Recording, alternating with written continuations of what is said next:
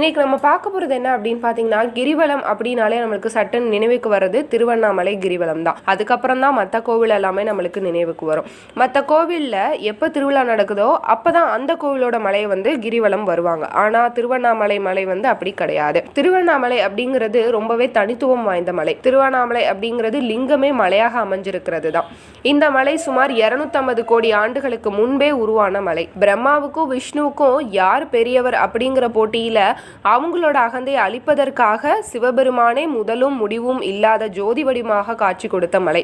அதோட 30 முக்கோடி தேவர்களும் முனிவர்களும் சித்தர்களும் நாள்தோறும் இந்த மலையை வலம் வணங்கி வர்றாங்க. இது காரணமாகவே நாள்தோறும் ஆயிரக்கணக்கான பக்தர்கள் கால நேரம் பார்க்காம அருணாச்சலேஸ்வரரை தரிசித்து விட்டு மலையை வலம் வருவாங்க.